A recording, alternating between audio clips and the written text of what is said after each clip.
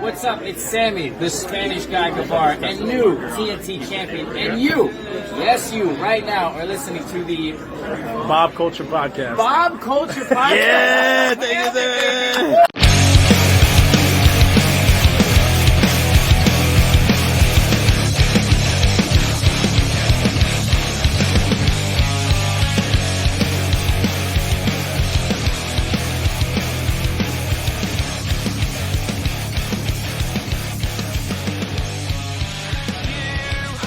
Ladies and gentlemen, welcome into a very special Crown Jewel predictions panel episode of the BCP right now with the returning Goodest brother, the rebel heart and soul of the BCP, Mr. Chris Nunez. What's up, bro? How are you, man? Doing great.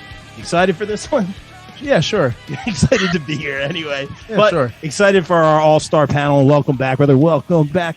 Please welcome back to the show. You know her as the prodigy princess of professional wrestling. You know her from Kimmy Talks Wrestling, the No Holds Barred Network. Of course, the BCP, Maria Kanellis' personal protege. The list goes on and on. Miss Kimmy, so cool. Kimmy, welcome in. How are you? I'm good, but you forgot Hall of Famer. Lita inducted me into the virtual signing Hall of Fame. Exactly. That's the most important thing. You're the first and probably only one. Yes, first and only one. Maria Kanellis will be inducting me on November 13th. The only 20-year-old Hall of Famer that I've ever met in my life. That's amazing, Kimmy. Congratulations. I'm not the youngest here. Wow, that's a first, honestly. That's it. Yeah, and you know what? Let's welcome her in now because she is making her long-awaited BCP debut. You know her from a Wrestling Gal podcast, Bell to Bells, Women Talk Wrestling or Women's Wrestling Talk. Please welcome in Miss Ella J. Ella, welcome in. How are you? Hello. I'm fantastic to finally be on here. And Kimmy, I'm so happy to finally be podcasting with you. We have good luck in the air because we were blessed by Lita. She said, have a great podcast. So we're going to have a great podcast. Oh, of course. So excited. This podcast was blessed by Lita. I love it. And thank you, Ella, for being there. Guys, we'll get the shameless promo at the end, but Ella's doing great things. I loved her interviews at Empower. I love your interviews everywhere you've been doing some great things. Check it out. But speaking of great things, please welcome back to the show. Ready to take a gamble. That's right. We're ready to take a gamble. You know him from Wrestling IQ 101, the RapNWrestle podcast. And I think he's opening gyms all over the Northeast. Let's go, Mavs. That's it. Please welcome in Mr. D-Flay, Mr. Derrick Gamble. Derrick, what up, bro? Wow. Thank you so much. I told you, Rob, only you could bring me out of semi-retirement. I've taken a long break. This is the first thing I've done since like July, man. And it's all because of you. So I'm here because I love you guys. And I'm here to show my support on one of the worst pay-per-views of the year. So you know hallelujah for that one. He's not wrong. Oh man. Well, let's get into it. I thought we would start with the Queen's Crown tournament. A lot of interesting things going on with this. We talk about the length of time for the matches. We've said this on the show. You know, we've been very underwhelmed with these matches thus far. The brackets have been a little bit confusing to say the least. I'll say this. We mentioned this. These tournaments, Nunez, you brought this up. The King of the Ring has always been about the matches, not just the results, but like these great matches. The women's matches have been lasting an average of 2.5 minutes, if that, not even. So it's very interesting. Right now we have Piper taking on, I can't say Dewdrop, I'm sorry. We have Piper Niven taking on versus Zelina Vega. This is an interesting matchup, at least. I'm glad to see Piper get the shine. I've been a big fan of her for a long time. But Zelina, like Mike Mueller said on the show, she's going to be rocking those outfits. If she's the queen, she's putting on the crown already. Kimmy, I know you have a lot of thoughts on this one. Who walks out of Saudi wearing the crown? I have too many thoughts. First of all, I would have done this bracket a hell of a lot different. Where's Liv Morgan? Why is she not in the finals? Yeah. Heavy favorite, I thought. Yeah. And I think a lot of people forget that we'll get into this with the men's. A lot of people can't go to Saudi. Like Shayna Baszler cannot go to Saudi Arabia or Toni Storm because they're gay, and that's not accepted in that country. So to me, I understand why you put them in the tournament, but it could have been filled with different people that could have made it a little bit farther. I touched this on my prediction show that I shot this morning. That's currently uploading on my computer. But this is a very different match than I had booked for the finals, but I'll take it. I think Zelina Vega needs this desperately. There is a reason they re-signed her to do something, and that's why I'm picking Queen Zelina to probably be the face of Monday Night Raw and finally get that Queen's crown and do something and show people why she is signed with WWE. Yeah, I'll copy and paste real quick before, and then I'll throw it to you next, Ella. I'll say this. It's very interesting. Again, this finals match, I'm happy to see Piper involved and get a little bit of that shine. I want to see her get more accolades moving forwards and more chances moving forward. But that being said, this is her first big shot on the main roster, whatever it is. I do think for that reason, Zelina will be the winner of the Queen's Crown here. Although I am not a fan. I'm going to be a fan of all the outfits, #wrestling fashion, but I'm not a fan of them. Like, even Woods did this. Like, they're putting on the robes already. They're putting on the crown already. They're sitting in the chair. Like, that's, first of all, it's a more heel thing. So I guess it works more for Zelina. But, like, I'm never a fan of someone, like, touching the championship trophy, before kind of a thing. You're not the champ yet. You're not the champ yet. So I'm nitpicking here. I'm not a fan of that. But I think for all those reasons, I think Zelina does walk out. Not to say this is any sort of consolation prize, because this is a big deal, but just after all she's been through with WWE and not being happy with them clearly on social media. So I think they will give her this for that reason as well. Ella, your thoughts on this? This is honestly probably the least likely finals I thought was going to happen. I thought for sure, until you brought this up, Kimmy, I didn't even think of your point, but I thought for sure, I was like, there is no way Shayna Baszler is not in the finals of this tournament, and or Liv Morgan. I thought at least one of them was, because going in, you have fan favorites, Liv Morgan and Toni Storm knocked out in the first round. I'm like, okay, Shayna made it to the semis, and then I was absolutely shocked, like, then at that point that the tournament favorite, I would say at that point, was Shayna Baszler in the semifinals, and a lot of people were assuming it'd be Shayna and Carmella, when it's literally the opposite in Zelina and Doudrop. So I will say at least we have that unpredictable factor going into this finals. Like, this is probably the least likely two I would have expected to go all the way. I think at this point, though, I mean, Zelina would make a good Queen's Crown as a heel. I mean, she's already we saw her on the throne on Monday Night Raw watching that semifinals match, and like you said, I mean, if they're gonna appease Zelina, this would be worth it. I think the match quality though in this tournament has been awfully poor. The longest match was, I believe, Natalya and Doudrop in the opening round at like 2:41 or something. It's just been like utterly disappointing compared to the length of like the men's matches in the King of the Ring. But for this one, I can see it maybe going either way, but I think it would be cool to have a heel win, because I think Zelina could really pull off like the whole queen mentality. Yeah, it makes sense. Very well said. That's why you're here. Nunes, I'm going to throw it to you next, because Ella brings up that point that you had brought out when we were talking about the King of the Ring. It's about the matches. Like, I enjoyed Piper versus Shayna. I thought it was a great match, but again, way too short. Like, I loved the storytelling. I thought it was going to build, be something good, especially after the backlash on social media about the matches being so short, man. But you always talk about how important the matches are, man. And that's a big part of King of the Ring. Now we have this Queen's Crown tournament, man. Do you think it's going to be Zelina walking out with the crown here? So, but also to make a point too, as well as the matches, it's how people are booked, and it's also who's in the tournament themselves. Like Kimmy brought up Liv Morgan. I was saying a dark horse, maybe Dana Brooke, possibly Natalya being like the veteran and not really having much singles like success lately. This definitely is a unlikely finals. I thought maybe even Toni Storm would be there as well. I'm gonna go with my heart on this one. I'm gonna say Piper Niven. Zelina would make a very good queen with we do need a heel queen. That's always a good thing. I'm gonna go with Piper Niven. Why not? Never pick with your heart, Nunes. How many times I can tell you this? I know I can't never help pick with your heart. Can't help it. No, we'll see what happens. It's working lately though. But someone I know who's not going to pick with his heart, because he has Derrick Facts. Let's throw it to D Flav. What do you got on this one, bro?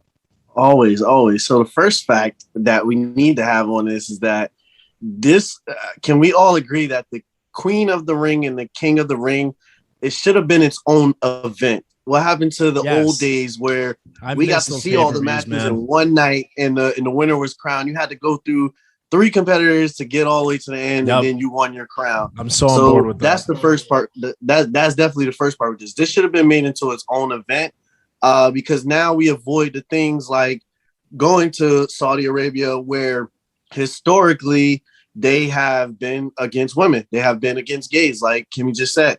So now you can't even really book this the way you want to book it, because you can't even have the people you want to have in Saudi Arabia to begin with. So number one, this should have just been its own event where they could have done it the right way. But whatever, we're here. We're here. We're doing what we're doing. We're down to these two. I don't know. I want to say Zelina, because Zelina, it just fits her.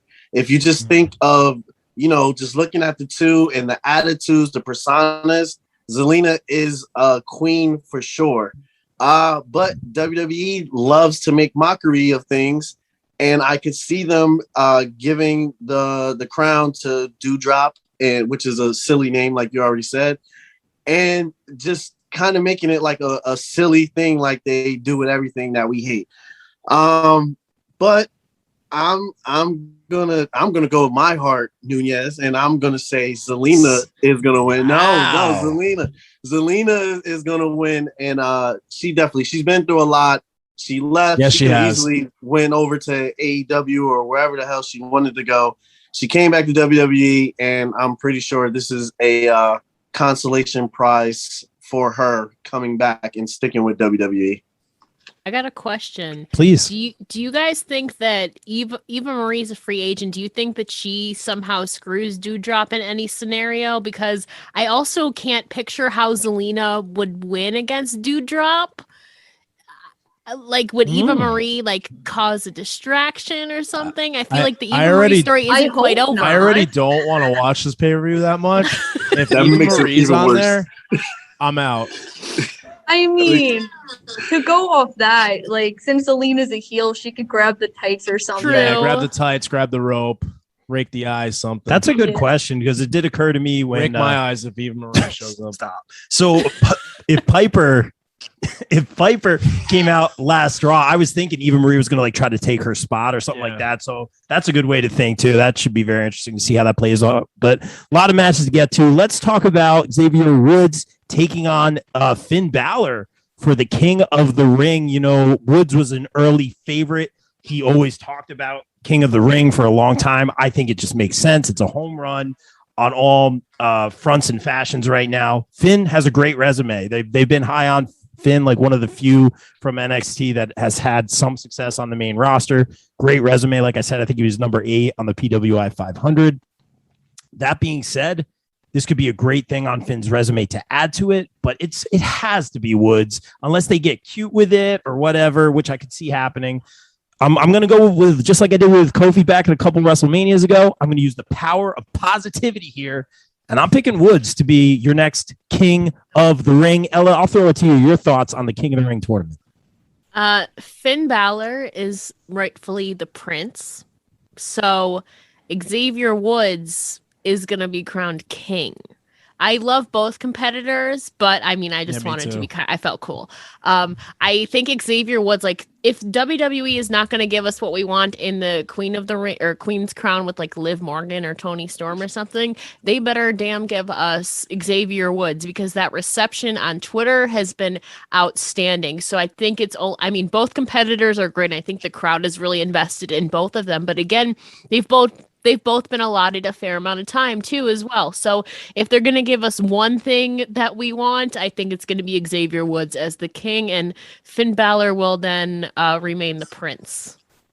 Very well said. Very interesting. D Flav, your thoughts on this one?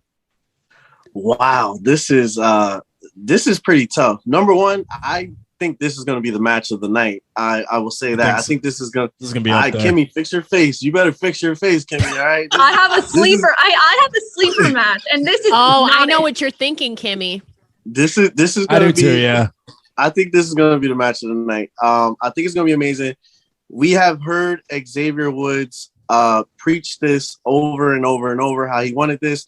On one hand, we know he is probably a slim chance that he's ever going to get to where Kofi and Big E got with winning the WWE championship. It's possible if things happen, but I don't think so. WWE likes to break our hearts, man. And I will say this as well. Why I also thought they should have done this as his own pay-per-views, because I don't think the fans are going to give the same reaction as if Woods would have won this in the States. It means more here because we know the backstory of Xavier Woods with this. And Ella, I got to give you another fact. Finn Balor is the prince, but he is also the Demon King. So that could be a part of his alter ego. That could be a part of his alter ego if he wins the King of the Ring.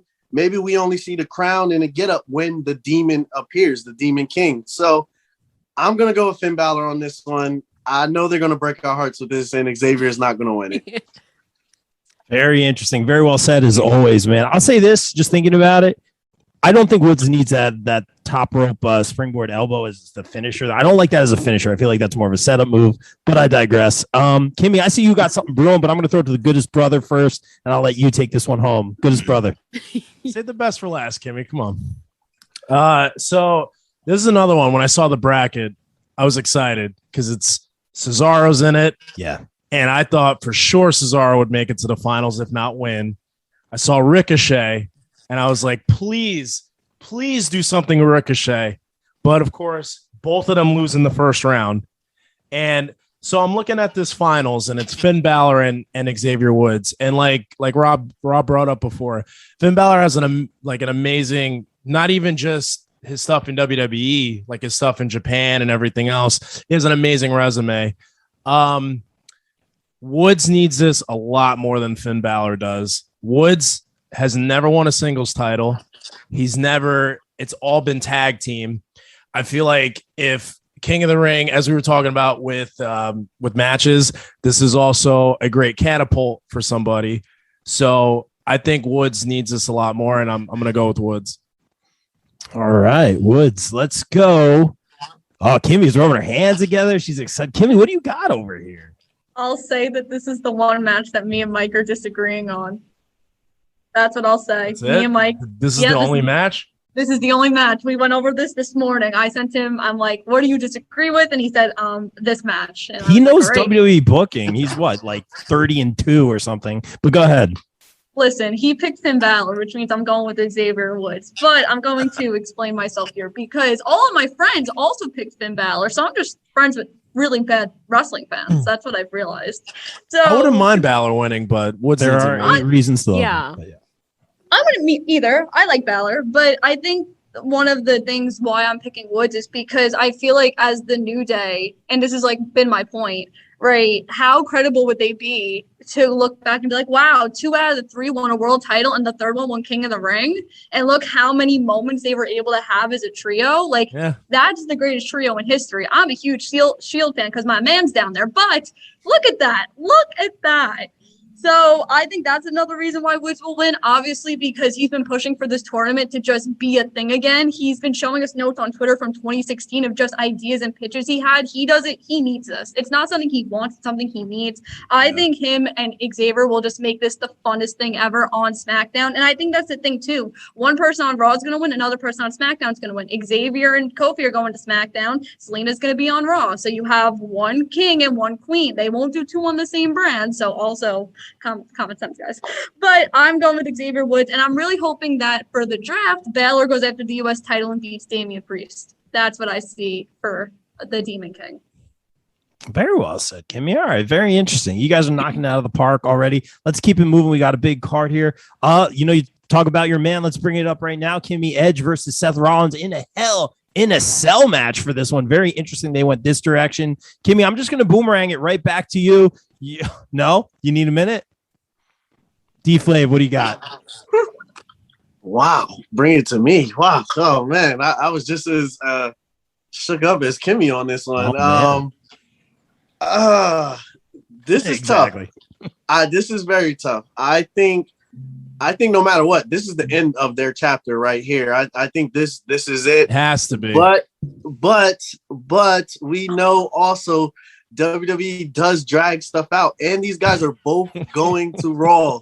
So I can see this continuing after this. Damn, this is tough. I didn't even think about it. Usually, I go through and I pick Rob, but I said I'll go off the top of the head.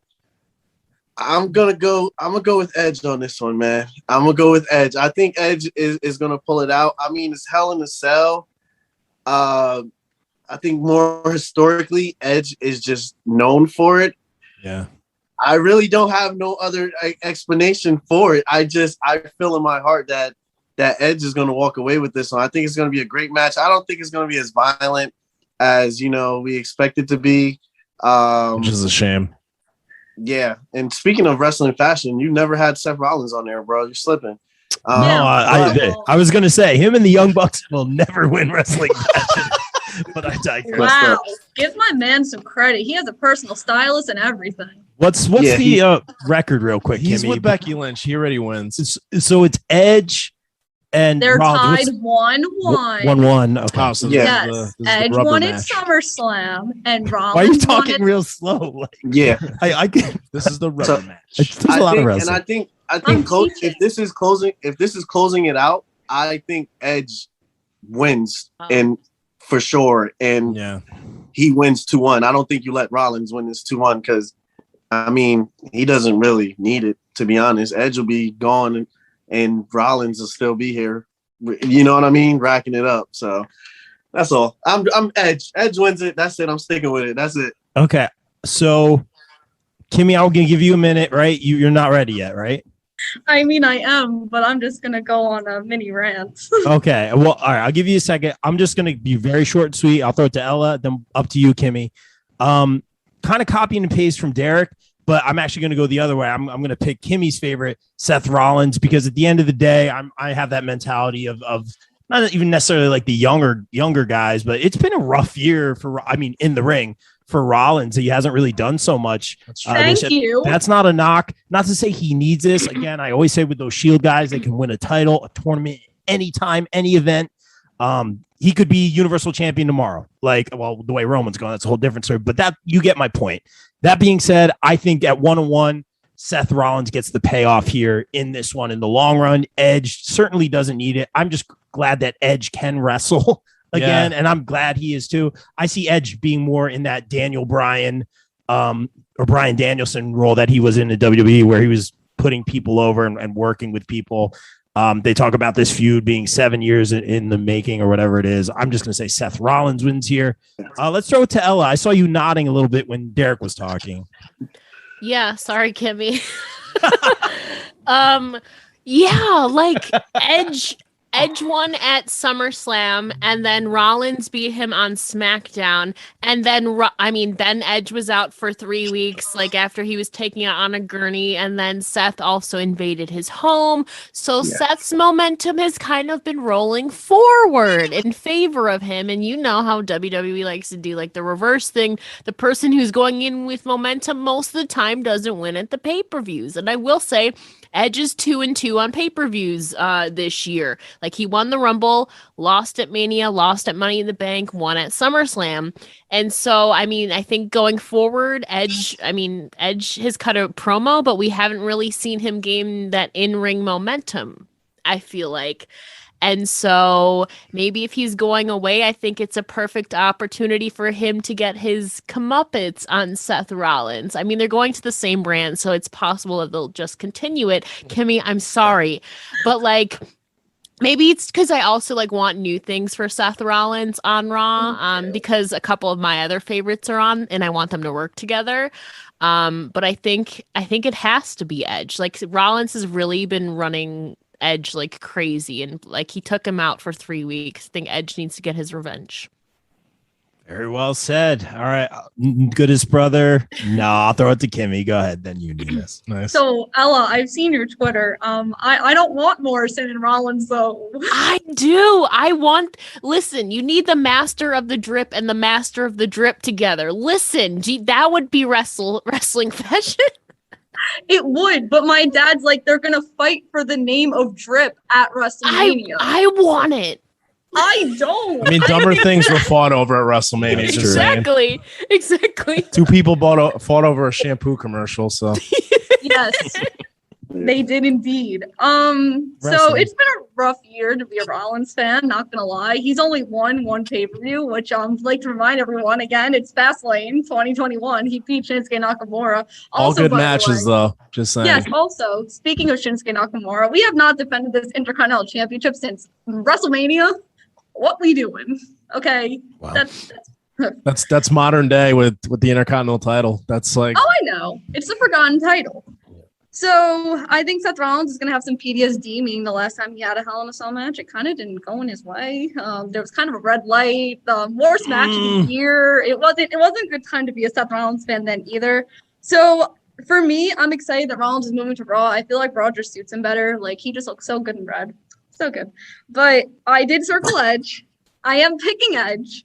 I think this is where the feud ends. I think Rollins really just needs a recharge because I'm scared that he's also kind of going to get lost in the shuffle when this feud is over. Because I feel like, because I'm the person who looks at what he's doing at the live event. He's like challenging for the U.S. title, teaming with the Usos and pretending to be Roman Reigns. And I'm like, what are you doing, my man?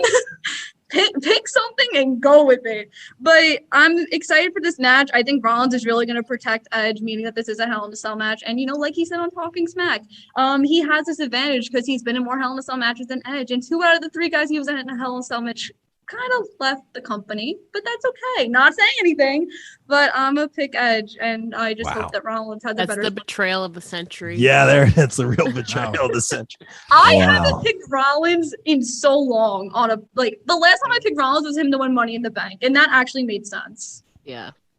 It's a good pick. What a professional. What a pro, Kimmy. What a pro. Thank you. I'll give you credit. I'm crying on the inside. Don't you worry. Give you credit. Nooner. Yeah, I'm gonna go with Edge with this one as well. Just from the storyline alone, Rollins invades his house, makes it very personal. I really hope that it's a physical match because, like Derrick was saying, like usually Hell in the Cell, that's the end of the feud. There's no other match after that you could do after Hell in the Cell to end a feud. Yeah. It needs to be physical. It needs to be brutal. Most modern day Hell in the Cell matches aren't like that. They should. But I'm going to go with Edge. Wow. Am I the only one who picked Rollins? Yeah. Yeah. Wow. I don't know why you did that, bro. Hey, you know what? You guys all laughed at me when I picked Lucha Bros to win the titles, but I digress. All right, let's talk about RK Bro taking on Styles and Omos for the Raw Tag Team Championship. Let's throw it back to you, man. Your thoughts on this one? This is an easy one. It's RK Bro. Just keep it going. No reason to. Yeah, no reason to hot potato the titles. They're still entertaining, and like I've always said, Styles is one of the few guys on the roster that doesn't need a title belt. I'll watch AJ Styles wherever he is on the card, whether it's a tag team, he's in a mid card feud, main event. I'll watch him at any point. Yeah, it's RK Bro. Yeah, I think that's a safe pick. Orton right now, who's Bill's favorite. Not true. Everyone check out Bill's Orton rant. He's going to kill you for saying that. I'm used to it. Billy Drip Drip, shout out. I'm telling him. So mean. He's watching right now. Oh, it's all love. He knows that. But I'm going to say, like Orton last night on Raw, he looked like he was having the most fun. We always joke about Fun Dad Sting or whatever it is, but I'm not going to say Fun Dad Orton, but he was having a lot of fun last night. When he was hitting all his signature moves, he was fired up. He blew a kiss before he did the DDT off the ropes. Even before that, he was really amped up and posing for the crowd and stuff, and not in that Orton heelish way. I think this is one of the rare times where he is more of a face. I mean, obviously, but he's embracing it. And he's having a lot of fun with it. I'm not a fan of Riddle, outside of the ring for a lot of reasons, but this team, it works, man. It's entertaining as far as just the character stuff. It really works. Anytime it goes, Randy, it tickles me. I don't know why. It's so funny. But that being said, they're entertaining. There's no reason to ping pong the titles back and forth. I'm going to go RK Bro, Goodest brother. Let's throw it to Ella. I mean, you guys pretty much said, RK Bro, I feel like is just going to keep their momentum going. They have a story there, and they don't need to hot potato the titles. Like AJ Styles, like you said, like can perform anywhere, and he's always great. And so I don't really. I mean, they do hot potato their like tag titles and like the IC title and a lot the secondary championships. So I mean, but I don't think that there's any place that RK Bro would lose in this situation. I don't know. I just think that they've been on such like the ball's been in their court like over the last few months since they became a team, and WWE seems to trust in them. So I mean, I would think it's safe to say that RK Bro is going to be retaining at Crown Jewel. Yeah, I think that's a safe pick. Kimmy, where are you going on this? I'm going with RK Bro, meaning that we just had a draft, and why are we going to put the tag titles on SmackDown? You should unify the tag titles, meaning you don't have a tag team division in either brand. That would be too smart for WWE to even have a concept of, but I'm going to go with RK Bro. All right, Derrick, is it unanimous, my friend? Yeah, this is probably the easiest match to pick. RK Bro for sure. And I will say that because I believe AJ Styles is the greatest, if not one of the greatest wrestlers in the world today. And I want to see him go back to singles wrestling. I do not like this tag team at all. And I want them to break up. I really do. But I'm going to go RK Bro because it only makes sense. And, get the merch out, man. Get the merch. There it is. That's it, man. Very well said. I think that's our lock of the night right there. That's for you, Kimmy. Let's talk about Mansoor taking on Mustafa Ali in this one. A little bit of an interesting showdown promo between the two of them.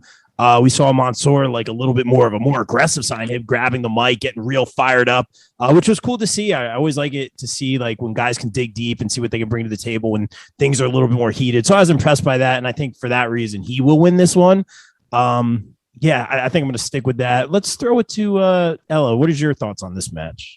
Correct me if I'm wrong, but didn't Mansoor, wasn't he at the first Crown Jewel? Like he's undefeated at this event. Yeah. He won like a battle royal. Yeah. He won that huge battle royal. And like I think that was, if not his debut, that was definitely towards the beginning of his like main roster. Yeah, he was still on NXT presence at that point. Yeah. So I mean, he's had historical success there, and I honestly, I haven't been following Raw lately, so I don't know exactly what's been going on. I know they were tag teaming for a while, but I think since they're at Crown Jewel and he's had wide success there, I think they're going to continue that going forward. Although I would love Ali to like finally get like a credible and like significant singles win.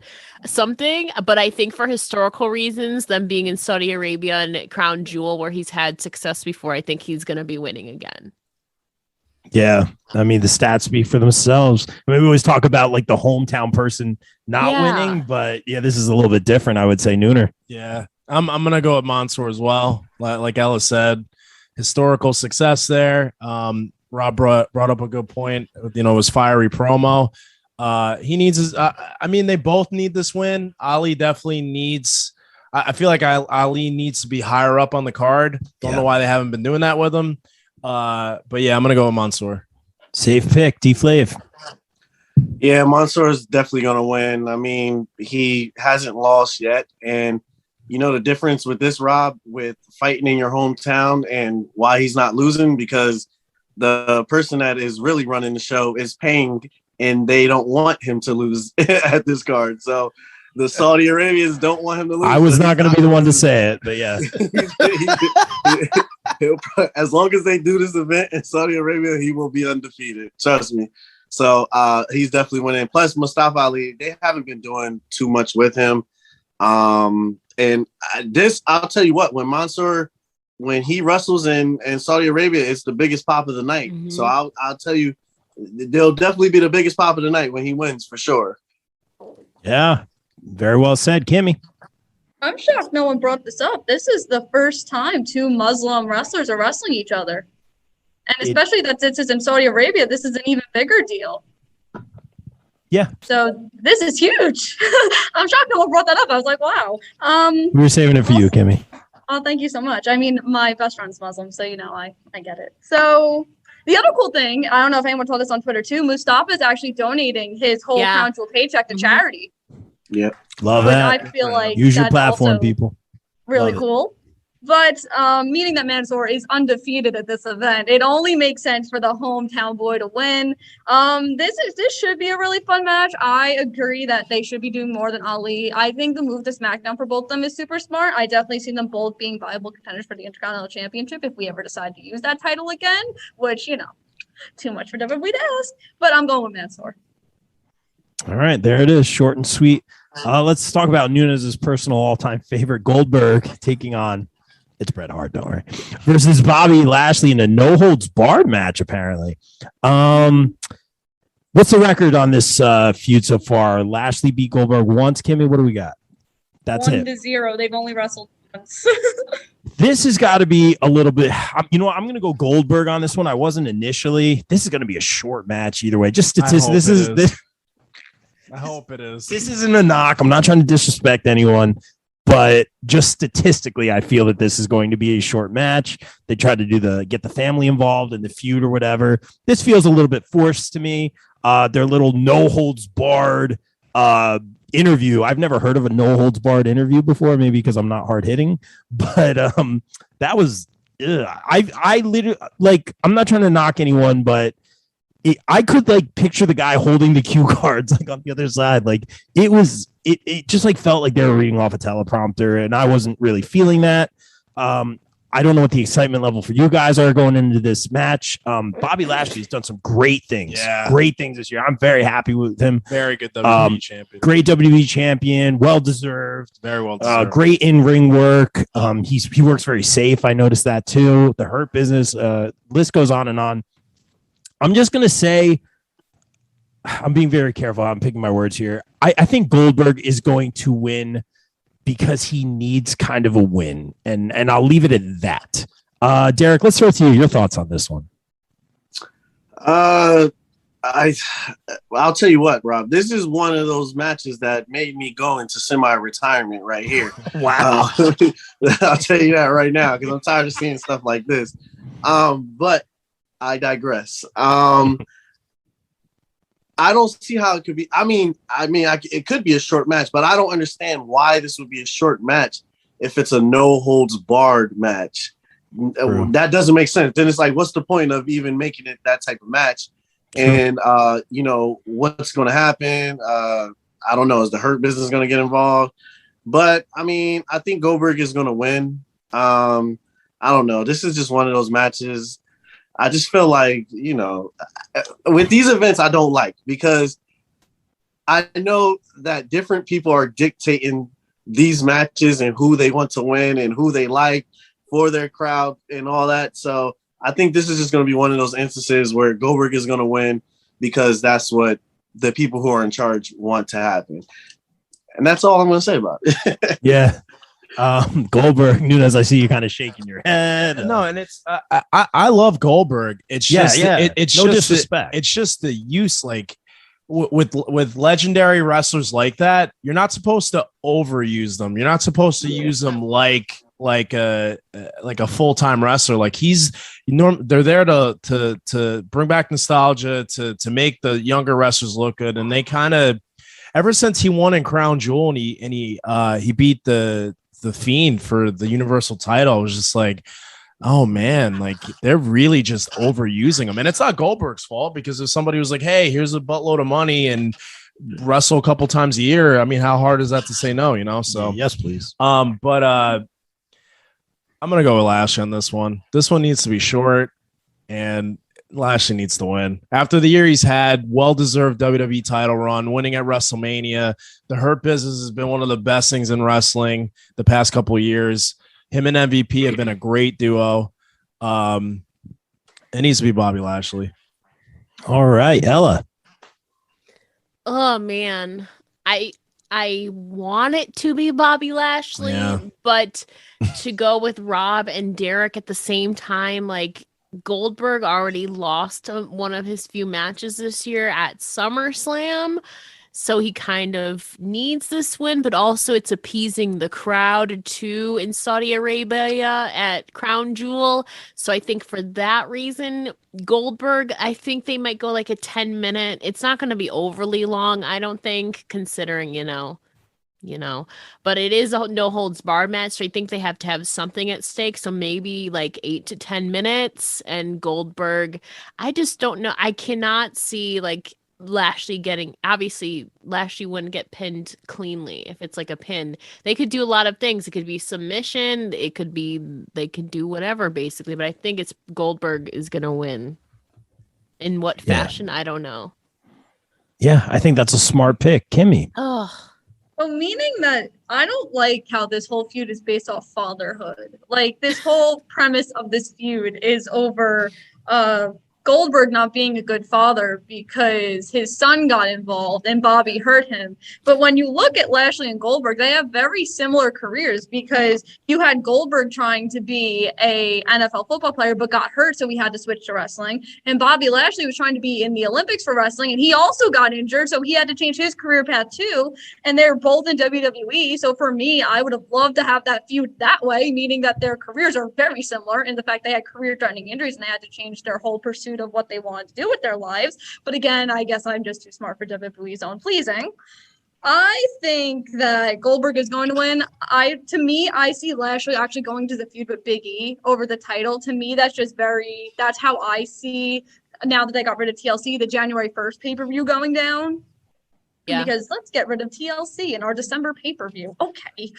But this match is going to be really bad. It should be no more than 6 minutes. And let's just hope Goldberg doesn't get injured because his injury status in Crown Jewel is also not that good of a record either. Yeah. All right. Yeah. Let's move forward on this one. Let's talk about Big E taking on Drew McIntyre. A little bit of a face versus face here. I'm sure there's going to be a lot of Drew turning heel theories in this one. They've had a little bit of, this is what they do always with the face versus face for the championship. It's always the tag team. Sometimes they win the titles together, whatever it is. And then, someone tags himself in. We've seen this a million times, hits the finisher, dirty look at each other. They had some words. There's a little bit of respect. I think they handled this okay. They had a match last night. They shook hands, but then they kind of got in each other's face, but not. So again, like, I'm not a fan of the same old. This is an interesting matchup. I'm never one that's like, oh, a face can't fight a face and a heel can't fight a heel. I'm all for it. Like, I think this should be a great match at the end of the day. In fact, this could be a really good match. Yeah, that being said, Drew is obviously, it was almost telegraphed that he was going to SmackDown. He's at some point going to be a contender for the Universal Championship, even though him and Roman have had some matches already. But looking from the draft, just on the SmackDown side of things, I think I said this to Kimmy. I think Roman's going to be fighting, because I don't think he's losing that title anytime soon. Spoiler alert. I think he's going to be fighting a lot of these legends and returning, and these Goldbergs and maybe The Rock and Survivor Series coming back. We'll see what happens with that. Did you not hear the new thing? That match is happening at WrestleMania 39. Oh, where are we now? 38? 38. Oh, I mean, waiting be for surprised. LA. Which is what I'm going to hold on. I'll interrupt you for 0.5 seconds here to prove a point. I said that this match makes more sense to be in LA and California, meaning that's where the whole family lives. And everyone's like, that doesn't make sense. Look who was right. Me, people. This is hashtag heel Kimmy. But I'll say this. Where was I? Big E can't lose this quickly. I mean, end of story. Big E just can't. Drew's going to SmackDown for a lot of reasons. Drew could turn heel on SmackDown. It doesn't make sense, though, with Roman over there. I think everything stays the same. I think there's a show of respect after Big E wins this. This is kind of all right, like, you got the best of me, holds up Big E's hand, points to him. You're the guy, leaves the ring to Big E, and Big E retains here. Nunes, your thoughts? Yeah, I'm going to go with the same thing. It's going to be a very, very good match. I don't think these guys have ever fought one-on-one. Correct me if I'm wrong. I don't know. I don't think so. Especially on a big stage like this. Yeah. This is going to be a good they match. Definitely have. Hold on. But I mean, I don't know when it was. House show 94. Yeah, Big E can't lose the title this quickly. He has a lot of momentum on his side. Well-deserved win. Drew's always. I feel like Drew is a mainstay in the title picture, whether he's on Raw or SmackDown, WWE, Universal, doesn't matter. Big E retains here. Great pick. WrestleMania 35, they wrestled each other for Roman's return match from cancer. Wait. Oh, no. I think he meant Big E and Drew. Yeah. Oh, I thought he was talking about Roman and Drew. I was like, yes, I No, have. we were there. yeah, No, we were yeah. at that one. Yeah. Yeah. Let's throw it to Ella. Ella, what do you got? Simply for the fact that they're kind of already advertising like Roman Reigns and Drew McIntyre to have a program at like live events, and simply for the fact that Drew is going to SmackDown and Roman will be retaining at Crown Jewel. Big E will be retaining at Crown Jewel, as he rightfully should, because Nikki ASH's Money in the Bank like reign was only like a month long, so we deserve a longer championship reign from the Money in the Bank cash in person. All right, D-Flav. Wow, they made these predictions pretty easy here. Yeah. But yeah, I'm going Big E. Like we said, Drew SmackDown. Drew was the MVP of the pandemic, and I think we got to the point where we appreciated him, but we were tired of seeing him with the title, and nobody wants to see him with the title anytime soon. That guy needs a break, something fresh. I would love to see him, fighting with I think Ella. Oh, Ella, you want to see him with the title? Is that what you're saying over there? I mean, I will have him gladly take that title off of Roman. But that's just me. I don't think that's happening. I would like to see that, but I don't think that's happening. But Big E, come on, man. He just got it. I don't think he's losing it, anytime soon, at least. All right, Kimmy, did we get to you on this one? I don't think so. No, we did not. This is my sleeper of the night. This is what I was talking about. This is my sleeper. Yeah. I think that this is going to be better than a lot of people expect. I'm also holding out a lot of hope, meaning that this pay-per-view is in. But this is my sleeper. I think Big E easily gets the win here. I think Drew, well, I know you all touched on Drew turning heel. Who said he had to turn heel right away? I mean, he could also easily win that IC title off Nakamura and then, have a rightful IC title run on like his first run in 2009. But I'm going with Big E, and I have an early tinfoil theory that after Lashley, we'll see Big E and Kevin Owens. Ooh, I do like that. I like that a lot. That makes a lot of sense. For a lot of reasons. Very well said, Kimmy.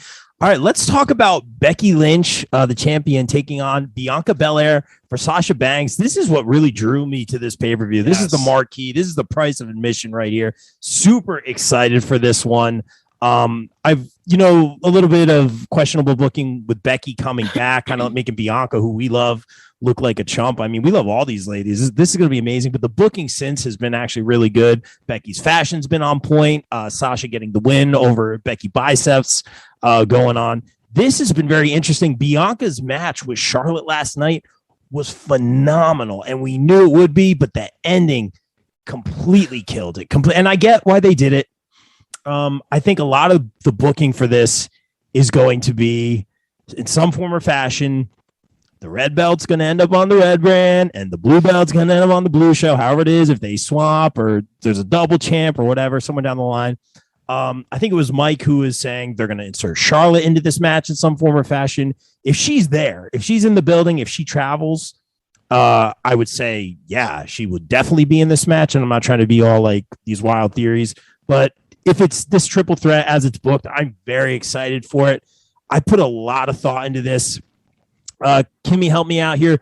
Bianca is going to Raw. Sasha stays. Yes. Sasha stays on the blue brand. Yes. And then Becky obviously going to Raw as the as of now SmackDown champion. So very interesting stuff going on here. I really just don't want to think of it like the red belt's got to be here, the blue belt's going to be here. Like, I'm not thinking of it that way. Just doing all the math.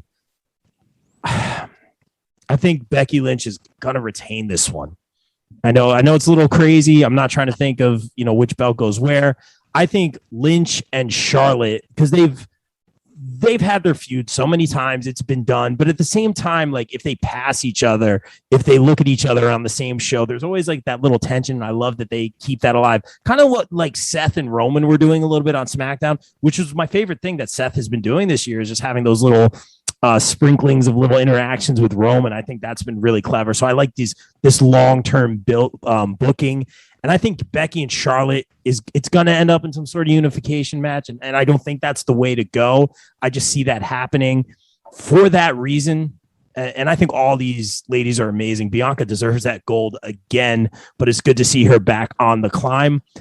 I've done a lot of thinking on this one. This is a hard one to choose. Triple threats always are. But I'm going to go with the man who's looked great since she came back. She really has, the man, Becky Lynch, the mom, to retain the SmackDown Women's Championship here. Let's throw it to Ella. If you would have asked me 24 hours ago, I had a completely different answer. Because I was thoroughly convinced. So there's either there was two scenarios this could play out. Like, if Bianca Belair won the Raw Women's Championship, then Sasha would have to win this triple threat to keep the titles on their respective brands. However, Bianca Belair did not. She won the match, but she didn't win the championship because it ended in DQ. So Charlotte is still the Raw Women's Champion. And so by default, Sasha Banks is staying on SmackDown. So it's not likely she'll be winning. So you have to either pick then Bianca Belair or Becky Lynch. And since I think they have this going history with Charlotte and Becky, and Bianca just lost last night, that's gonna suck though, to have Bianca Belair lose 2 championship matches in a week. Yeah. But man, oh man, it's gonna. But I don't want to spoil anything. But so I think it has to be Becky Lynch just to make the easy scenario, since just to make that swap instead of having the Raw on Raw and SmackDown on SmackDown. That's obviously not happening now. So then the easy other solution is just to swap titles. So for that reason, Becky Lynch will be retaining. I could be wrong. No, I like that pick, but I always hate the swap. With the New Day and the Street Profits, because they're all cool, whatever, that was cool. But you have the tension obviously between Becky and Charlotte, always frenemies, as we always say, just like me and Nunes. Just if they just switch belts, it's just why do I personally don't like that, but I could. And I think you're so right in saying that. I totally see it happening. I'm just not a fan of that personally. Nooner, your thoughts on this triple threat match? So on paper, and especially too, depending on how much time they give these women, this is like a WrestleMania caliber type main event match. On paper alone, Sasha and Bianca was amazing. And then you had Becky in there, who, like Rob pointed out, has looked amazing since she's come back. Amazing on the mic. You realize why everybody missed her and why everybody wanted her back. There was definitely a noticeable hole when she was missing. This is a really tough one because of the brand split and the draft, and like Rob said, with the belt swapping and everything. But yeah, I think Becky has to retain here. Yeah. Wow. So we got 3 Beckys. I see Kimmy smiling. Kimmy, what do you got on this one? I know you have a lot of thoughts. I always have too many thoughts. Isn't that the problem? I feel like I've turned into Bill, and Bill has all these thoughts and tinfoil theories. I think Becky and Charlotte is going to main event Survivor Series Raw Women's Champion versus SmackDown Women's Champion, because makes sense. I believe, I'm probably wrong, the last time they wrestled each other was Evolution. Yes. Well, in a one-on-one match, yes. Yeah, okay. Yeah, in a one-on-one, yeah. And that was not being biased because I was there, but match of the night, in my opinion. This, to me, should be the main event of Crown Jewel. I think that would not only be historic just because, of this match, but because it's in a country like Saudi Arabia. And I feel like even, going back to the Queen's Crown, it buries the fact that you're in a country like Saudi Arabia and you're having 2 women's matches on the card, which is a huge deal. And because I cannot take the Queen's Crown seriously, I can't appreciate the history that's happening on Thursday with that. But regardless, I'm really excited for this match. I think it should be really good. I was also on Mike's theory that they should add Charlotte into this just because they basically put her in this tag team match. They should coexist, should be WWE's new phrase, not then, now, forever together. It's can we coexist? Because they say it every week. They say it on SmackDown, they say it on NXT tonight, Raw last night. They probably say it on SmackDown on Friday. They say it every freaking day. They need to stop. But to me, I like Bianca better in the chase than the champion. I feel like some wrestlers are just better like that, and I feel like Bianca is definitely better in the chase. So if she's gonna chase Charlotte or Becky for a while, I'm okay with that. And yeah, Becky, the man. Since her husband's gonna lose, the wife has to win. Wow. D Flav, your thoughts on this triple threat match? Wow.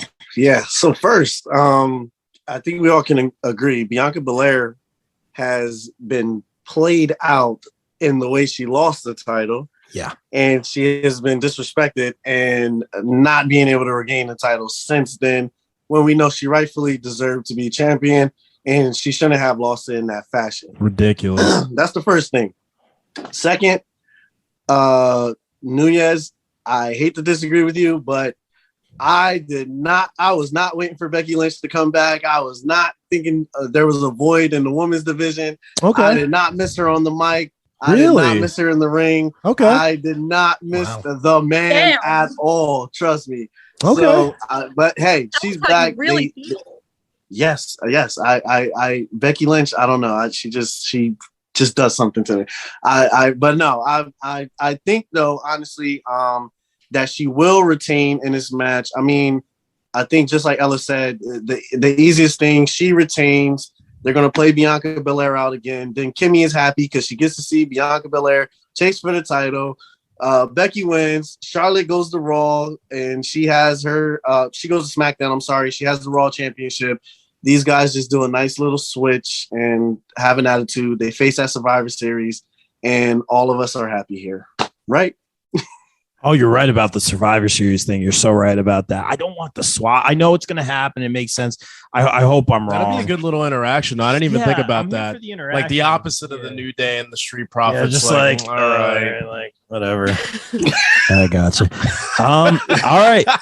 Let's talk. We got everybody, right? Let's go to our main. Well, hopefully not main event, but I would guess this would be the main event. The battle for Paul Heyman. Paul Heyman at the top of a ladder match. Roman Reigns versus Brock Lesnar for the WWE Universal Championship. It's interesting how they threw Heyman into this feud, you know, like Brock kind of trolling Roman a lot, you know, saying that he's working with Paul. He read the contract with Paul. Paul is still his associate or whatever, the advisor, whatever the word is. He's got different titles for everybody. I've said this for a while, and I'm sure a lot of you guys are going to disagree with me. I don't think the bloodline needs, at this point in time, Paul Heyman. I don't. When Roman got with Paul, that was the big shock value. That was the big thing that gave Roman a voice. You know, we always said on the show over the years, less is more with Roman on the mic. But, and this is no shock to anyone, Roman's found it. Like he can of a lifetime. He can say his lines. He can improvise.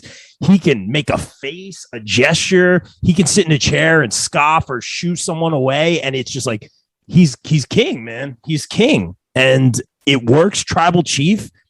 I don't think he needs Paul anymore. You do need a mouthpiece, but I think of what he's doing with like the Usos and yes, I can't wait to see Naomi come in. I would love that. Even Tamina, Nia, whatever's going to happen with that. Let's bring more people in. But I personally think, and Brock's probably going to go away for a while, but I don't think Heyman, and again, I know people are going to disagree with me. I don't think Heyman needs to be with the bloodline. He's served his purpose and it has worked really well. But I think it needs to be all like Samoan. And who would be like a good, like maybe a legend or someone to bring in?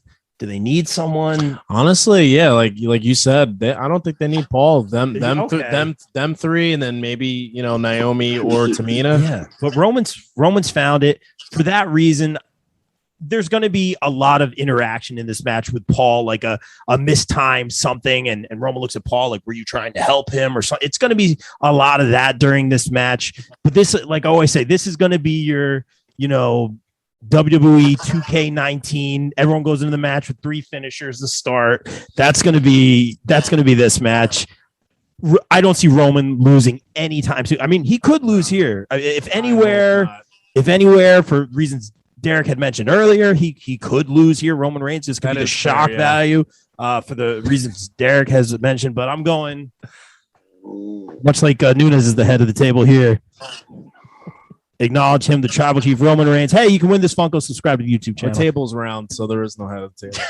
That's it. So Nunes, you're actually agreeing with me a little bit? Yeah, I think Can I ask a question? Yeah, well, you raised your hands. Yeah, you did. And you are in a classroom, so. Yeah. I am. I'm in my philosophy classroom. So when everyone makes a prediction, I want you to predict if Heyman's going to go with Reigns or Brock. Brock. Reigns wins. Okay. Ooh. Heyman goes with Brock. Yeah, Reigns Reigns wins. No, I think he stays with Roman. Okay. But no way Reigns loses. No, there's no way. I mean, even Easy. the point, now that I think about it, the point that Derrick did bring up before, I hope not. Roman deserves to, if he's going to lose, it needs to be a really big deal because he's been on the roll of a lifetime. And this is what everybody envisioned him to be. It's almost like he's in his final form right now, where he can like do no wrong. Like, if he does lose, it needs to be a big deal, and it can't be here. So I see Reigns winning, but oh man, now you got me thinking. Yeah, I don't like Derrick. I want to throw it to you next. Why do I have a feeling you're going to pick Brock Lesnar? I need to pull up Mike's impression, by the way, of Brock's scream. But go ahead. First of all, it's hilarious just looking at Kimmy and Ella's faces as you guys are talking. It's hilarious, but that's per usual. Yeah, we're used to it. First, let's go back. Roman doesn't need Paul Heyman. That's what you said. Totally disagree on that. Okay. The tribal chief does not deal with the issues of peasants. You need your middleman to take care of those issues for you. You're right. Paul Heyman is going to take care of those issues. Paul Heyman is going to stay with Roman Reigns because if there's one thing we know about Paul Heyman, he always stays with winners. Yes, Brock Lesnar was his guy. He was his advocate. That was great. That time has passed. Roman Reigns is the hottest thing in all of professional wrestling. I don't care what brand it is, what station it's on, TNT, TBS, USA, whatever you want to say. Roman Reigns is the hottest thing in wrestling today. Paul Heyman is not leaving that. I'll tell you that right now. The other point of Roman not needing Paul Heyman because he doesn't need a mouthpiece right now. CM Punk never needed a mouthpiece, and Paul Heyman with CM Punk was magical, and we all puts loved him over the top. Together. Same exact thing here, where yes, I'm pretty sure. I know Roman wins. That's the first point. Paul Heyman stays with Roman. And Paul Heyman actually interacts in this match to cause Brock Lesnar to lose this match. And after all of that, hey, Ella, don't make those faces to me. We save those for Rob, okay? You don't do that. Okay? It's true. But I'm telling you, overall with this is the same crap we've seen. It's a different Roman, yes. And I guess you could say it's a babyface Brock. But I don't expect the match to be anything different than what we've seen already. Roman will probably spear Brock through the barricade. How many times have we seen that? There'll be 100 F5s, 100 spears, 100 Superman punches. God, and then somehow WrestleMania pay-per-view. Exactly. And then somehow Paul Heyman will do something that causes them to win. And that's it. But yeah, those are all my points. Ella, you better fix your face, all right? Oh, I do have to fix my face. I went blurry. Please hold. Hopefully this straightens me out while you're dancing. But very well said, Derrick. Even though we're not on the same page, man, you bring about some very, very good arguments, man. Very, very well said, dude. That was Paul Heyman won't go with the loser and let Roman win and leave with the title, man. Come on. He's not going to go with Brock. Dude, I can't argue. I wanna, but I can't argue everything you said. No, that Punk point is because Punk doesn't need a mouthpiece too, but Heyman put him over the top. It was almost like to add another layer to it. That does make a lot of sense. Ella, I know you have some thoughts on what Derrick just said. What are your thoughts on this match? I agree with everything you're saying, but I don't want to. Yeah. Okay.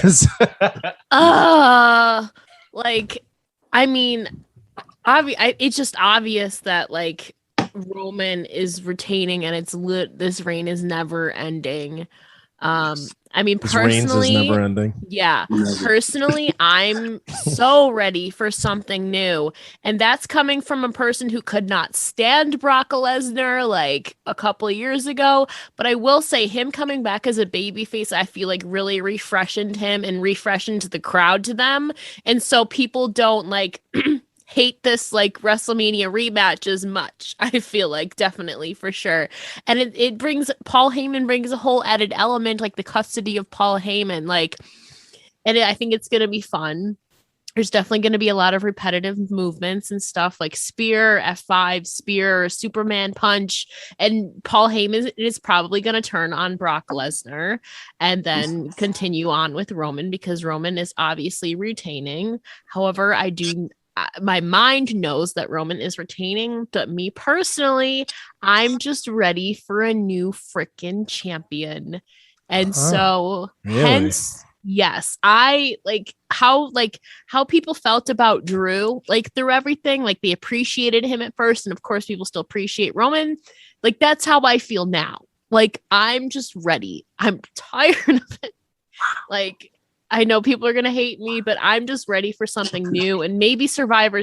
Then again, it's probably not even going to be at Survivor Series because you have champion versus champion. So going into the new year, Roman's just going to be champion by default. Acknowledge him, Ella. Acknowledge him. I want to. You can't. I need another point. You cannot tell me that you want to see Brock Lesnar every week with sleeveless flannels on TV. I think it's entertaining. Because if he wins the belt, he's going to be gone.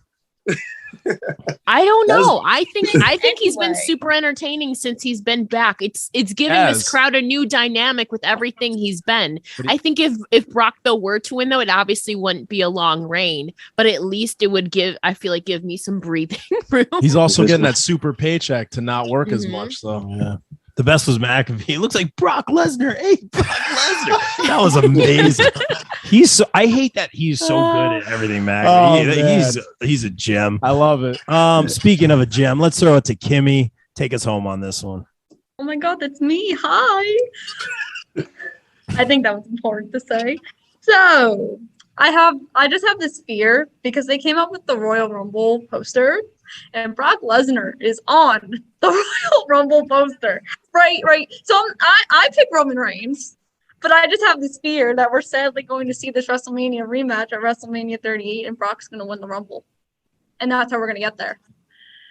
Whew, I just blew everyone's mind. But I'll say that I also see Paul Heyman realigning with Lesnar. I think there's some things that you just don't break up, and I feel as if Reigns and Usos can survive on their own. I think Paul and Brock is a dynamic that you can't break, and I feel like we've seen Brock be on his own for a little bit and not always be there, and I know this is a new dynamic for him, but I feel like there's just something about that Brock and Paul partnership that will never get old, and I could definitely see Paul aligning with Brock, and then, oh, look, I got him into the Royal Rumble at number 30, and look, I got him to win. Look what I did for my man, Brock Lesnar, because we tight and we've been this way since 2002 and I do his contract in real life because I'm his real life agent, which a lot of people forget this. Paul Heyman in real life is Brock Lesnar's agent. Like, all the stuff he does on TV, he does that in real life for him. So I just think it makes more sense for Paul to be with Brock. I really don't want this to main event. I'm not looking forward to this match because I've seen it at like 3 WrestleManias. We've seen it at a Saudi Arabia show already. And Ella, to your point, I just wish we would have gotten that Roman Reigns Seth Rollins feud that Seth, sprinkled so many times that we never got the payoff. So I'm just going to go cry in the corner that we never got it. And there's your Crown Jewel predictions, everybody. Wow, that is it. Yeah, really great stuff, guys. This was an excellent panel. Really fantastic stuff. A lot of different viewpoints. This made it a lot of fun. But before we get out of here, we are all about the shameless promo here on the BCP. Derrick, tell everyone about some of the good stuff you're doing, man. Not only with wrestling, you did RapNWrestle too, but you're opening some gyms, right? He's wearing the 4-5. Came out of semi-retirement, man. Yeah. Oh my wearing the 4-5. God! I like it. Hey, I missed that. I have some. First of all, everybody check out Wrestling IQ 101. That is my flagship show that launched me into this world of wrestling podcast, along with my partner, Andrew Pace. Over 200 episodes there for you guys to check out and enjoy on YouTube, podcasts, and all that good stuff, Spotify, everywhere. Also, check out RapNWrestle, where I bring the worlds of hip-hop and wrestling together, introduce you to some dope people that are on the independents and wrestling and in the hip hop world. Get to know them because they will be big stars one day, and they have tons of talent in the ring or whether it's in the recording booth. Let me see what else. Definitely check out, if you have kids, DCS program. We do a lot of great community service in our area. It's a basketball training program, but we also do tons of things, giving food to those in need, clothes, and all these community service events. You can check us out with that as well. Definitely, you're trying to get fit. If you are in the Middlesex County area, come check out F45 in North Brunswick. And there's be some other ones coming, and I'll keep everybody up to date on that. But yeah, that's all the things I got going on. And Rob, man, thank you for bringing me out, man. I'm glad to do this. I haven't done this in a while. I have some episodes that I'm sitting on with some great people that I'll be putting out soon. Get some time to edit those things. And that's it, man. No more plugs. Love it, man. Yeah, I'm going to come check out that gym, man. I'll do a little video or something too, man. Shameless plug. Luka for MVP this year, yeah, brother. we'll see, man. He got the cover of the game, so there you go. Which we'll be reviewing hopefully later this week. Oh yeah. Ella is doing some amazing things on her podcast, her journalism. I'm legit jealous of a lot of the people that you get to interview. You're doing some amazing things. I love watching you on YouTube. Tell everyone about your channel, your podcast, all the journalism that you do, all the great stuff. I have a lot, but I guess to start off, so this Thursday is Crown Jewel, but this Thursday also the PWI Women's Top 150 list drops. Where Who's your number one? Who you got for number one? Oh, I was on the committee, so I know who number one is. I can't spoil anything or else I'll get in trouble, but you're you're definitely gonna want to pick up that issue. Off record. I was on the committee, and I also have an article featured in there about NWA Empower. That's the first time I've said that publicly that I can tell you. So that's going to be a historic issue coming out the same day as Crown Jewel. So Thursday, we have something to look forward to. Nice. And then with my own podcast, my 200th episode is coming up like next week. So it's crazy that it's already coming to that. And then doing a lot of stuff with SE Scoops and WrestleZone, who I also work for. WrestleZone, have some exciting interviews coming out for my own podcast, A Wrestling Gal, and doing a bunch of panels this next week. This is honestly my busiest week ever. For interviews and panels with PWI and everything. I guess lastly, I have a cool interview series coming out soon for Capital Championship Wrestling. They just launched a couple months ago. They're an all women's promotion, so I'll be doing some interviews with Masha Slamovich. I just did one with Christy Janes just before this, Kylan King and Willow Nightingale. So that's going to be super, super fun too. All amazing. Dope. That's awesome. Yeah, really, really cool. I love the interviews that you're doing. Everyone check her out, subscribe, follow, all that good stuff. I'm going to say this right now, name drop, we're all about it. Saw Deanna at WrestlePro over the weekend. I said you like in my mind, you should be number one. A lot of people are saying Britt. She was so nice. Like she's like, oh, if Britt gets it, like that's fine. I'm like, no, like you. That's what you're supposed to say. Yeah, my pick's number one. Kimmy, before your shameless promo, you weren't on the committee, right, Kimmy? I wish I was. She is. Yeah. Who's your pick for number one? I'm just gonna show it. All right. No one better. Heavy favorite. Kimmy, hit us with that shameless promo. Go ahead. So I have a question for Ella. Actually, who are you picking on Saturday between Mickie James and Deonna Purrazzo? It's a battle between my heart and my head. So it depends how you want to ask. Like, who do I want to win versus who I think will win? Who do you want to win? My heart is always with Mickie James. Hardcore country. That's my girl from day one. However, my head says Deonna, and I just did an interview with Deonna yesterday, which will also be so jealous. On Thursday. So jealous. And we talked about PWI, her placement on the list, and we talked about that match too. So that's coming up too. My heart says Mickie James, but my head says Deonna Purrazzo. But I love and adore both of them, so I feel like I'm the real winner here. Oh gosh, question. Oh gosh. Yeah.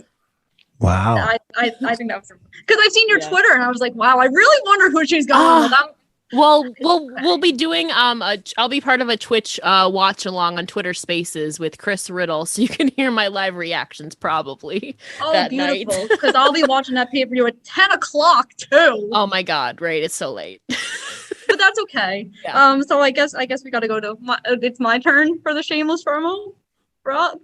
Yeah, you're up. Okay, so now, Rob, I just want to make this very clear with you. You got yelled at the last time for interrupting me. I'm You're not used going to to interrupt me this time, right? I'm used to it. I will this time. No, don't do okay. it. So I'll have Guilt Trip Tiff talk. City. So Tiff will talk to you. And I'll get in trouble from Tiff. Yeah. So yeah. Yeah, you'll get in trouble with Tiff. So I'm gonna start with thepopbreak.com. I'm on there and I write articles. So I wrote an article about Women of Wrestling, which is another all-women's promotion that's making a comeback in the fall of 2022. So I previewed, stuff that we already know, stuff that everyone should be looking forward to. I'm currently in the midst of writing a why WWE is going backwards in their women's revolution. So that's dropping soon because I'm in the We'll need middle an of article writing for that. You do. You really do. I feel like that's the main story that should be Just featured see in it. 2021. But also on the Pop Break, you can check out some Ring of Honor stuff I did with Women's Division Wednesday. Willow's actually in the hunt for the Ring of Honor Women's Championship. She's one step there, so maybe she'll be versing Roxy at Final Battle. Who knows? But I'm very excited. Love Willow. I'm also a part of the No Holds Barred Network, and even though my great Canadian friend has left us very sadly, me and Tiff are still producing content. So I am your girl for Raw, SmackDown, AEW, and NXT, and actually Impact, because I will be predicting Bound for Glory.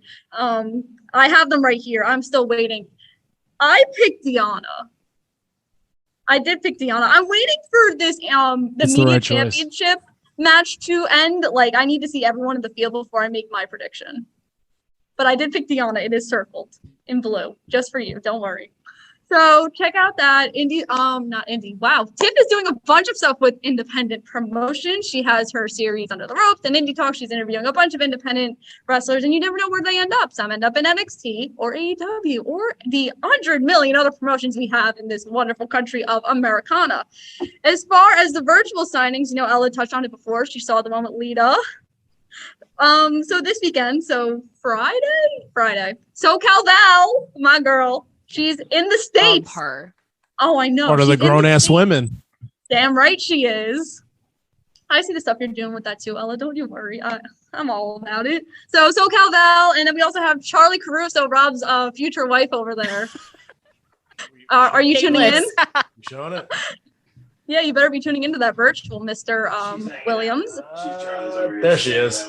There she is. Oh, I was like, what is he doing? Also, big event weekend. I will be, as I'm a virtual signing Hall of Famer. Maria Kanellis will be inducting me on November 13th. Brooke Adams also, I'm doing a virtual signing with, also a wonderful human too. So just a bunch of virtuals. Head to East Coast Autograph Auctions. You can find out all that info there. I'm here once a month predicting something, whether it be a roundtable, AEW, WWE, fighting with Mike, fighting with Kyle, fighting with Bill, yelling at Rob. I'm here once a month. So check me out here. Also check out Warriors of Wrestling. They are running an awesome show November 13th, and I am going, Rob. So you better go to that show. November Okay, 13th. awesome to hear. Okay. Yeah, I'll be there. I'll be working that, and I'm also starting to do creative work there too. So that's fun. Secret's I'm out. doing that. Not really. I announced it already. Okay. I announced it on Twitter. So speaking of Kyle, follow him on Twitch at MasterGamings_ because I'm the biggest heel in his E Federation, who's actually going after the Women's Championship next Tuesday at his pay-per-view Halloween Havoc. So if you want to see some really good promo work and how some wrestlers should take notes from me, check that out. But finally, look, Rob, I even wrote it out down for you so I wouldn't forget. Check out Ring of Honor Women's Division Wednesday because they're rebooting their women's division and it's super cool. And Maria's doing one hell of a job. And I'm totally not biased because I am Maria Kanellis' personal protege. And I'm just really proud and excited for everything that Maria and Ring of Honor is doing. So make sure to check it out every Wednesday or Ring of Honor TV Monday, 7 o'clock, watch party on ringofhonorwrestling.com. Awesome. Very well said. Seriously, thank you all during such a busy week for making the time. This was great, guys. Good to see all y'all. And let's get out of here. Like we always say here on the BCP, everyone stay safe. Wait. Yeah, bro. I got one more thing. I love it. One more thing. All right. I'm sorry. I don't want to hold everybody up. No, I got you, please, please. For you, come on. I got Come on. everybody froze. I got a new record. Okay. I am the most snubbed person in wrestling fashion of the week. The heat, I get for wrestling fashion. I wanna make a statement right now that wrestling fashion is the biggest scam that Rob has ever put together of all his favorites, and he only picks his favorite Casey Navarro every week. That's not fair. Casey wins for us. He showed up to Legends of the Ring looking like a zillion bucks, brother. Yeah. I'm not saying, so did I. but this dude rolled in the room already. and I was like, already, Rob. who is this megastar that just showed up? So real quick, we do hashtag wrestling fashion, and the idea is to get a lot of the indie names tagged in a lot of with the big names and this and that. We do have podcasters and interviewers and all that stuff. The amount of heat I get, and I have zero fashion sense. Nunes knows this, but that being said, win by Shane Fair. Congrats, Shane. Very handsome. That being said, yes, there are a bunch of nominees for next week already. I looked throughout the week. Derrick is a nominee. It's already saved on my phone. Nominee. I am a pity nominee for next week. Okay? Put some respect on the Gamble's name. I agree. Thank you. I agree. Put some respect on it. The heat I get for wrestling fashion. This might be the last then week, maybe folks. you should have a better committee if you keep getting heat. I literally tried to appoint a committee because I have no fashion sense, first of all. And I'm like, the amount of heat I get for it, like I'm just trying to put everyone over. But yeah, I love you, Rob. I love you, I man. know. I'm just messing with you. I know, but it was great.